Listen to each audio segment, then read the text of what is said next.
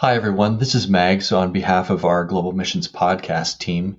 We recorded this episode a few weeks ago, but we're releasing it on March 24th, 2020, when our world is facing a global pandemic and massive uncertainty about the future.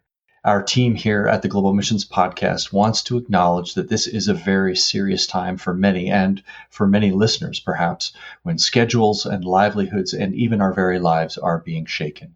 As we have continued to pray and seek the Lord for his people around the world, we just felt we could not release this episode without speaking just briefly to this worldwide issue. It was yesterday when our producer, Steve, mentioned the Andrew Peterson song, Is He Worthy? It's quite popular these days. You may have heard it. I want to thank Andrew for these great lyrics, and we'll include a link to a YouTube version in the show notes. In one of the lines, Andrew asks this question: do you feel the world is broken? We do. We acknowledge today this is certainly true. Perhaps some of us are realizing this as never before, whether in the world of missions or simply in our families, in our churches, and our communities around us. But as Christ followers, we also note that Peterson includes some other questions in his song. Is the glory of the Lord to be the light within our midst? It is. And does Jesus, our Messiah, hold forever those he loves? He does. Is it good that we remind ourselves and each other of this? It certainly is. So in these days of uncertainty and concern, it is our prayer that the glory of our Lord will be the light within your midst, wherever you hear this program, and that he will remind you of his close presence, and he will be your hope and your peace until he comes again to dwell with us.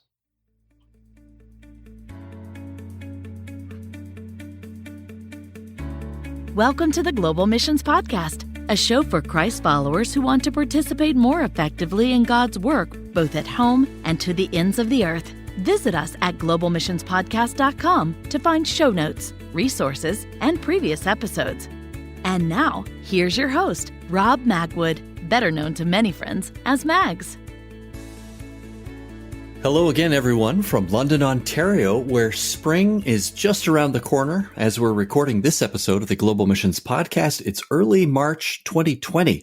Today's episode is designed to help grow our understanding of what life can be like for our cross-cultural workers and to dispel some of the common misunderstandings we as senders may have.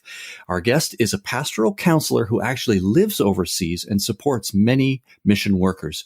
He'll share with us from his own experience as well as some of what he has heard from the dozens of folks that he has helped serve there. Here is our conversation about 5 things everyone should understand about missionaries. Our guest today is Jonathan Trotter, a missionary serving in Southeast Asia. And Jonathan, already we've seen there are lots of topics that we could talk about today. Tell us just where you're located tonight. So we're in Phnom Penh, Cambodia. Thanks so much for the invite. I appreciate it. Oh, we're glad to have you. Jonathan and his wife Elizabeth have 4 children, and Elizabeth herself is the editor-in-chief of A Life Overseas, which is a blog with great traction in these days. We'll put a link in our notes to that blog. This is providing connections for mission workers and humanitarian aid workers living in foreign countries. Jonathan and Elizabeth are co-authors together of a recent book entitled Serving Well: Help for the Wannabe, Newbie, or Weary Cross-Cultural Christian Worker. A great title. Jonathan, welcome to the program. Thank you so much. It's nice to meet you guys. Looking forward to this conversation. I have just recently downloaded the book and started into it, so I'm just beginning to learn from it. I love the tone of it. Start, would you, Jonathan, by just taking us to Southeast Asia and where you're working. What does a typical week look like for you in Asia? And first off, it's very hot most of the year, but for me, work-wise, I work as a pastoral counselor at a member care center called Living Well here in Phnom Penh. So I work part-time as an associate pastor at an international church. My day-to-day job is meeting with folks one-on-one, cross-cultural workers, NGO workers, some other international folks, doing pastoral care, pastoral counseling, with the odd preaching and writing kind of thrown in there. Super. And you and Elizabeth are both authors, and you've recently done this book, Serving Well. We're going to drill into that a little bit today. What led you to write this particular book? Well, somebody asked us to, really. So 8 years ago, we just started writing for our friends and our supporters, telling our stories of transitioning to the field, getting ready for the field. And one thing led to another, as they say, and we were invited to write on a life overseas. And we just started writing, trying to encourage people and trying to process our own stories. 8 years later, some folks said, hey, you should accumulate your stuff into a book. And so we started looking into that, followed the path, then Serving Well was born. We didn't set out to write it. We just set out to encourage people along the way and to tell some stories. And God had other plans, I think. So. Yeah, well, I have had a chance to look at the book. I haven't read it all, as I said before, but just to give our audience a sense of this, these are some of the headings. Serving well is sort of the umbrella statement, right, Jonathan? Yeah, that's right. It's the backbone. I love this subtitle too. For the wannabes, the newbies, or weary workers, these are some of the main headings in the table of contents. Preparing well before going, moving well, getting to a field of service, grieving well, taking care of your heart well, taking care of your marriage well, taking care of your children well, working well with yourself and with others. Those are just a few of the topics and the headings. And then there are articles and stories written underneath those topics. So really looks like a great resource. We'll put a link in the show notes to that for sure. But here's our special opportunity to talk with Jonathan. Today, we've chosen to discuss 5 things that Jonathan would like everyone, especially in sending churches, to understand about their missionaries or about their workers. Jonathan, why do you think it's important that we share these ideas with our listeners today? I think anything we can do that builds empathy going both ways is helpful and is going to end up with healthier missions, but also healthier sending churches. And I want to be a big advocate for both. And I know that our audience here is on the sending side. If we can show empathy towards our cross-cultural workers, I think we'll get a lot of empathy back and grow the church locally and internationally.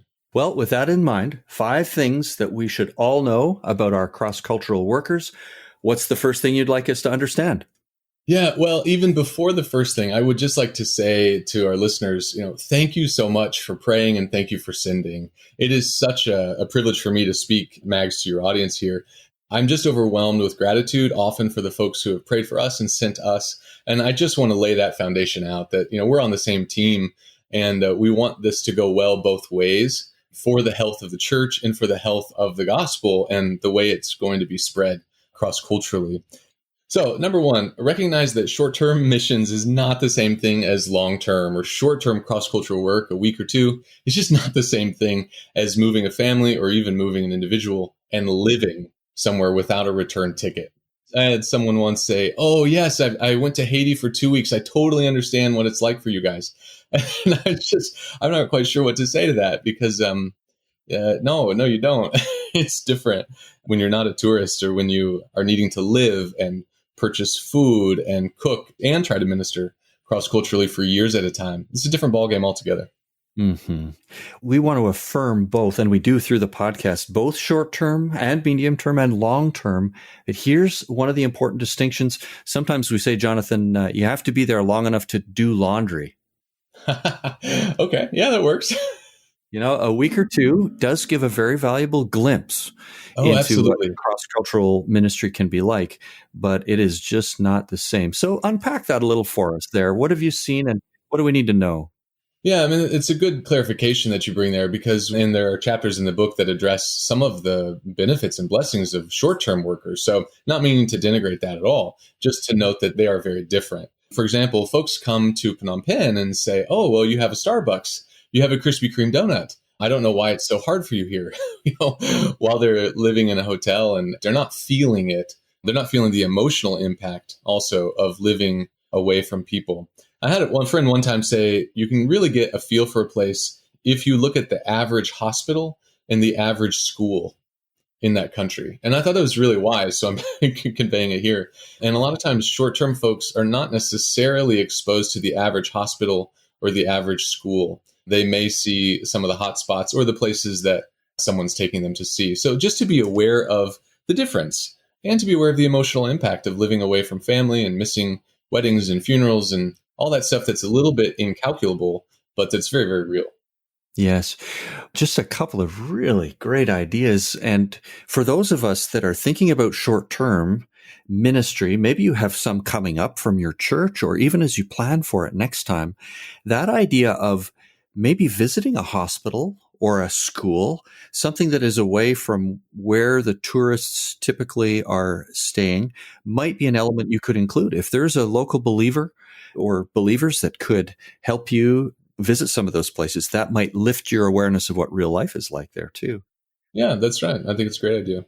And being far away, distance is one of the things that, of course, we wrestle with. It's one of the costs, if I can say it that way, of being in cross-cultural work, that it's far away. And, well, electronic communication helps, doesn't it, Jonathan? Absolutely. Absolutely helps. But it's not a replacement. And that's why grieving well is one of the early sections of the book, is because when I sit across from cross-cultural workers, there's typically so much grief. And when there's not a way, or it's not allowed to discuss it or to process it, it just accumulates. It's a killer. We talk about grief a lot in the cross-cultural work. Very wise. All right. So the first thing we need to understand is that short-term ministry is not the same thing as long-term ministry. What's the second thing you'd like us all to understand about our cross-cultural workers? Sure. Well, I'll be a little bit bold here, if I may. And this is to advocate for the people I sit with day in and day out. And it's very simple, but it's just this: let them show their vacation photos or their holiday photos without fear of reprisals or without fear of the jokes. This may sound like a little thing, but I hear from people all the time who had folks from their sending church comment on this picture of them at the beach with the palm trees in the background. Like, oh, you're suffering for Jesus. Oh, wish I could suffer for Jesus like you do. And I think it's important for people to know those types of comments really leave a mark, and they're very disheartening. Never mind the fact that that hotel they're staying at might cost $35 a night, and all that kind of stuff. It's this thing that has developed where we don't allow cross-cultural workers to have a vacation or to have a holiday. I've heard from many, many people about this trip that they were going on. Oh, but I'm definitely not going to put that on Facebook, because they will get all of this pushback. These people are allowed to have family life too. They're allowed to have fun. It will help them stay well. It will help them to stay. I appreciate you taking the opportunity to speak on behalf of others. Jonathan's experience is broad with other workers, and so there's something to learn here. Certainly, we encourage at home here in passport countries healthy rhythms of hard work and rest. We have weekends, and we need to work on balance too, and overwhelm and things like that. But what an important word, that it needs to be part of our workers' lives. And when they share it, that they don't feel heat for it. Right. And just to realize that a lot of cross-cultural workers are serving in places where for them to get away is going to look like they are really on an exotic holiday to a North American viewer. That's just because that's where they live in the world. So it's a good thing to note. I've sat for thousands and thousands of hours with cross-cultural workers, and this isn't just the sensitive millennial who feels offended by these comments. It cuts deep for all age brackets of cross-cultural workers, those types of comments. Some of that's coming from just a lack of awareness and understanding. Is it based, do you think, in finances at all? Is there concern of like how the money's being spent or something like that? It may be, and that's legitimate. I mean, we want to be transparent and full of integrity. Good stewards, absolutely. Would you say that to a friend who went on a holiday in a city 5 hours away from wherever you live? Maybe you would, but I never heard those types of comments from a really traditional, typical holiday. You just don't hear those in your own culture. But man, if I go down to the Gulf of Thailand, oh, whoa, he's, anyway, not to belabor the point. If it is about the money, then the third point here is to realize that spending money might actually help these cross-cultural workers stay longer. This is the third thing that you've mentioned. The third thing that Jonathan would like us to understand is that spending money might help missionaries stay longer. Go ahead. And again, this is in the context of, we're assuming that the cross-cultural workers that you have sent out are not lazy. I have not met very many lazy cross-cultural workers. I've met a whole lot of burned out, overworked folks who are terrified of taking a break. That seems to be much more the problem than the other way around. I had a leader in a church once when I was youth pastor say, "Hey, you know what's the difference between a youth pastor and a large pizza? Like a pizza can feed a family of 4. Ha, ha, ha, ha." And he laughed and laughed and laughed. And I was like, that's just not funny. So when we talk about the type of life that is asked of our cross-cultural workers, sometimes we have to spend money on things that someone in North America might not have to spend money on. And people forget that. So, for example, there aren't a whole lot of public parks here in Phnom Penh, at least. So we may pay to go to a trampoline park, or we may pay to go to a pool, where we never paid to go to a park in America. We just went because there were a dozen free public parks that our kids could play at. That's a real big challenge for cross-cultural workers, not just in Cambodia, I think in other places as well. So sometimes people have to pay to have access to an equivalent recreational activity. Excellent observation. And that's just part of understanding, right? It's communicating that. I think most people will, hearing that say, boy, that sounds reasonable. That makes really good sense. You're speaking it on behalf of our workers is really important. Let me just add that it's possible that you could bless your mission worker from your church as well by helping to facilitate some of these things in a special way. Just like Jonathan said, there are very few lazy workers out there. It's more likely they will overwork than underwork. It's more likely that they will underpay than overpay in most cases. That's been my experience also. And sometimes a special gift that can go through an agency in many cases, or sometimes directly. It depends how that works best for your worker. But you could really encourage their hearts by saying, here's a little bit extra, and this is for a date night, or this is for a family outing. This is for one of those pizzas that you might not otherwise have in your budget. Amen. Amen. That's right. It's a huge blessing. We've received things like that from time to time. It's sort of a no strings attached. I'm amazed at how many cross-cultural workers deal with guilt, so much guilt, when they're trying to spend their own income, their own salary. And I realize there's a balance here, but it is amazing how many cross-cultural workers really wrestle with spending something for their family that doesn't have any other purpose but to be a fun thing for their family to do. And that's just super sad for me as a pastoral counselor that husbands and wives would neglect that. It's the easiest thing to neglect, right? Spending money on my family is the easiest thing to neglect if I've got people that are really paying attention to all the pennies. Well spoken. Well spoken. Just a quick story I'll tuck in from our experience. When we went to a leadership conference a few years ago, there was a very generous donor who sent a bit of money with our director. And that money was to be used not for accommodation, not for transportation, not for ministry activity. It was to be used to bless the workers who were gathering together for this conference. And so we received this envelope that had some local cash in it. We'd not often been to this country. It's just where the conference was. And we were to spend it however we wanted to. We went with one other couple, Kath and I did, and we took the whole bunch, and it wasn't a lot, but it was enough that we were able to rent Sea-Doos. Oh. Okay, so I've never had this experience being in Southeast Asia, in this case it was, on a Sea-Doo with another couple, and we rented these 2 Sea-Doos, and we went out on the ocean there. Oh. And roared around, and these fish came alongside us. We saw dolphins. Oh. And we blew the whole wad in 1 hour on these Sea-Doos. And we came back in and wrote a note of thanks to that donor. And we were so blessed. Years later, we remember that. And we made memory with this other couple. It was just precious. And so I mentioned that just as an idea. Maybe you're hearing this podcast and you can bless one of your workers or their families somehow. And it doesn't always have to be money, but I just mean to plant the ideas. We were so blessed by a simple thing when somebody said, I'm going to be generous and you can use it however you want, no strings attached. That it is such a blessing. You're still talking about it, and a lot of people are hearing about it now, and that's a perfect example. This is all good for our workers' health. So we've gotten 3 of these ideas in so far. The first idea is recognize that short-term missions is not the same as long-term missions. Let our missionaries show their vacation and holiday photos and how they rest and relax. and realize that spending money might help missionaries and cross-cultural workers be healthier and thus stay longer.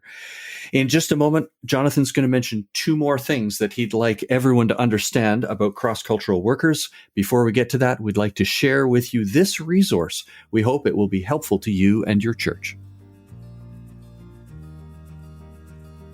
Short-term missions can be life-changing. They give God's people an opportunity to grow. The Go Journal helps deepen discipleship and relationships through short-term missions. The Go Journal has 3 key elements. The Journey Book provides participants with daily journaling templates, including reflections on God's Word. The Leader Guide helps team leaders coordinate the effective use of the Journey Books and a thorough debriefing process. The Mentor Guide enables a caring member of the home church to be personally involved with the short-term worker through hospitality and prayer. Whether you will serve as a short-term mission worker, a team leader, or a mentor, visit gojournal.org to get started today. And now, back to today's conversation. We are back with Jonathan Trotter, a mission worker in Southeast Asia and a co-author, together with Elizabeth, his wife, of the book Serving Well: Help for the Wannabe, Newbie, or Weary Cross-Cultural Christian Worker. Jonathan, we're up to number 4. What's the 4th thing you'd like everyone to understand about cross-cultural workers? Simply that most folks don't need a whole church or even a whole committee to be in contact with them all the time. Most folks that I know would be overwhelmed by that. It would be just too much to respond to. There's tremendous power, however, in a few people actually keeping up, actually responding to newsletters. So yeah, it just takes 1 or 2 regular responders, regular interested folks to create that connection and to sustain that connection with a sending church. Okay, very helpful. We do try and encourage good communication between senders and goers. I wonder if you had particular advice on this means of keeping in contact. What have you heard that mission workers appreciate? I say having heard because Jonathan is counselor, remember, to lots of mission workers. What do they really appreciate by way of communication? Well, it does vary somewhat by family. I know one family that loves to get Christmas cards and birthday cards, even if they're 6 months late because of the postal system where we live. I would say simply for a committee or for a church to say, who already has some personal connection with this worker or with this family? And can we encourage that local person to be in touch? And maybe that person needs to be invited to join a meeting or join the committee from time to time, not as an informant, but as someone who is actually hearing and connecting. In our case, I have 2 guys. They're not on any committee, but they just regularly know what's going on in my life because they read stuff on Facebook and newsletters, and they tell me what's going on in their life. And I think that's something that we can't miss. Let your workers know what's going on in your church too.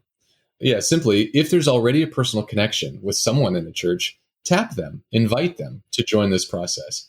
And then, something as simple as responding to newsletters really does go a long, long ways. And ask a question or two. These 2 guys that I mentioned regularly say, hey, you mentioned this, but I'm just reading between the lines. Is there something else going on, or is there something else I can pray for? And that really means a lot to someone on this side of things. Well, I can relate personally. It was just a week or so ago that Kath and I put out a prayer letter, kind of a photo update, and about a dozen of our friends responded to that from different parts of the world. What an encouragement to hear from folks specifically. If you can take just a few minutes to write a couple of lines, it really can be very, very encouraging. I just want to affirm Jonathan's idea as well of having someone who may not be right on the committee or might not be the pastor of the church. I want to affirm the value of that. Pastors, if you can write a short note to your workers, it is a great encouragement. But as far as that more personal sharing, sometimes there's an association, for right or wrong, between the reporting and the idea of getting financial support from a church. And there can be some reluctance to share authentically if there's a sense, boy, this might affect my support level at the church. If I'm going through a hard time, maybe they're going to cut our support or something like that. And we need to be wise here, but we don't want missions committees to be uninformed. But can we create those opportunities just to be real before it's a crisis or somebody's thinking about their finances? Jonathan, anything on that? Yeah, I think that's so true. I mean, our goal here is that we want churches and cross-cultural workers to be connected, but it is a balancing line because folks who are serving overseas have this weird dynamic where the people who are sending you your paycheck might also be your spiritual guides and leaders. They might also be your friends. If those people pull the plug, your family loses all their friends, you lose your job, you lose your, I mean, there's a lot on the line. And I think for committees to recognize hesitance to say everything might come from the fact that there may not be a tremendous feeling of safety. There's not an easy way around that, but cross-cultural folks are very, very exposed financially, relationally, much more so than someone who's working in a corporation and going to their church. It's just very, very different. Again, I don't have a real strong solution for that other than to do what you can to maintain authentic connection. Mm-hmm. Yeah, it's a very good word. So that fourth idea is communications is really important, but most cross-cultural workers don't need the whole sending church to communicate all the time. It could be focused down to some caring familiarity. Okay, we've come to our fifth and final thing. Jonathan, what would you like us to understand about our cross-cultural workers? Yeah, and I think this comes in my role as trying here in this place to be an advocate for the folks I sit with. And it's just simply to remember that this cross-cultural gig is a hard, hard thing. It's hard on kids. It's hard on marriages. It's hard to be away from family. It's hard to lose friendships, watch other friendships slowly disintegrate. Some of this, the hardness comes from unstable governments or power cuts or water shortages or climate and visa issues. And I don't know if my passport will be back so I can leave the country when I need to. There's so many challenges that to recognize that and to develop empathy for the cross-cultural workers would be a big takeaway from today. Just to acknowledge that there are stressors. We all face stressors, of course. We understand that. But living in a cross-cultural environment introduces additional factors. It varies broadly, and workers who are in Europe are different than Africa and different than Asia, different than the far north. But learning about that, I think it ties back to that familiarity we talked about under number 4. Carrying familiarity leads to an empathy for some of those things. I was just also going to add that, of course, we believe it's worth it. I can say all those things like, oh, it's hard, it's hard, it's hard. I'm still here. And the people I'm working with are still here because we believe it's worth it. And we believe it's worth being sent to do this. So yes, the cost is high, but most of the folks that I interact with still believe that it is worth it and that the lamb is worthy. So just a reminder of that. And I just also want to put a plug in here that cross-cultural women, they often bear an extraordinary amount of pressures that committees, if they could tune in for a little bit to the cross-cultural mom, especially, so much pressure. Maybe she's expected to create the home and do things that take a lot longer here than maybe there. Maybe she has to educate the kids and she wasn't planning on doing that, and learn the language and be full-time involved in ministry.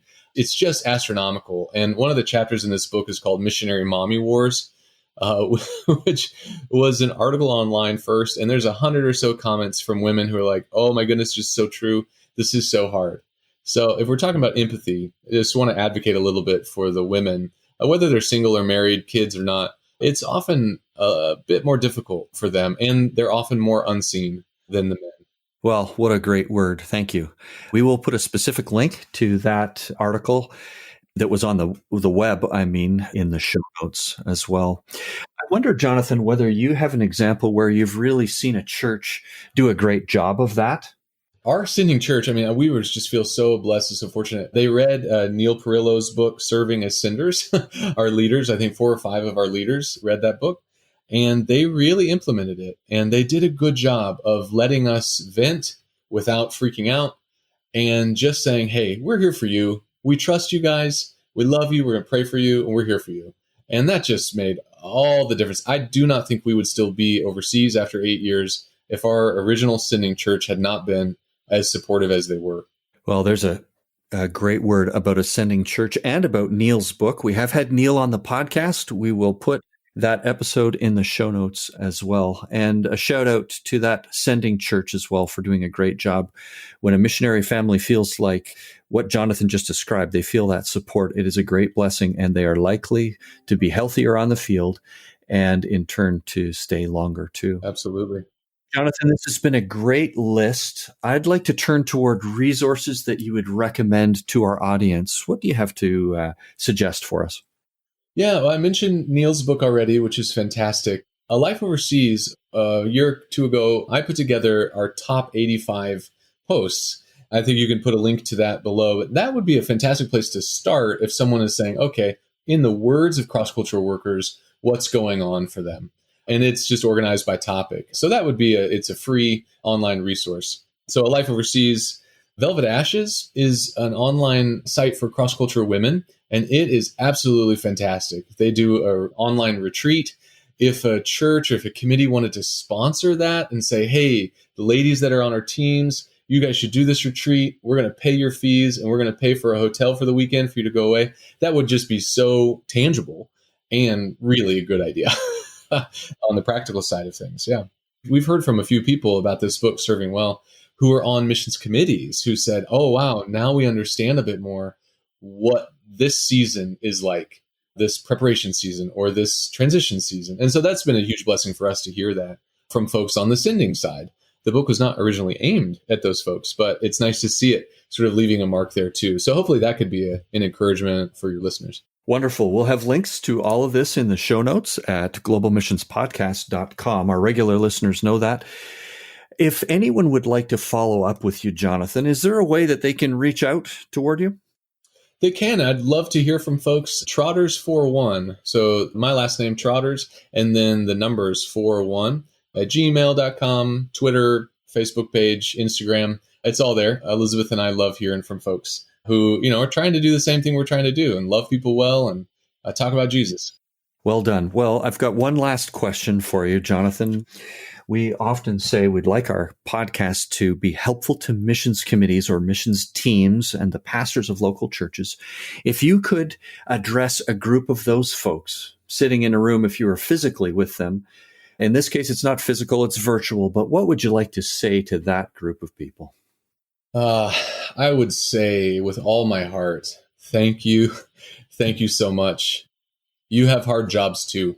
I know that the daily grind, I know local ministry as a pastor in your own culture, it's a hard gig. Anytime you're trying to love people well, anytime you're trying to serve people, it's challenging. So thank you for investing your time and loving cross-cultural workers and the cause of the gospel.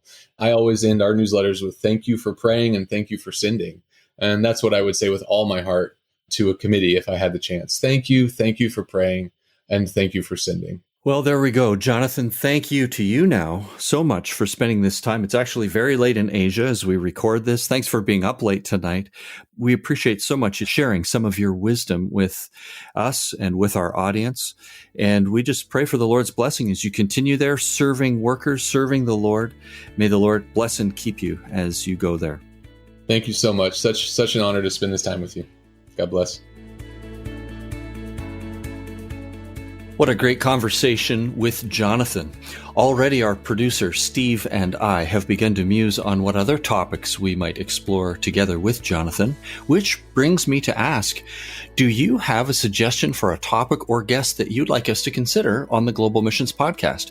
We'd be glad to hear from you. Please reach out to us through our website, which is globalmissionspodcast.com, or through social media, Instagram or Facebook. We'd love to hear from you.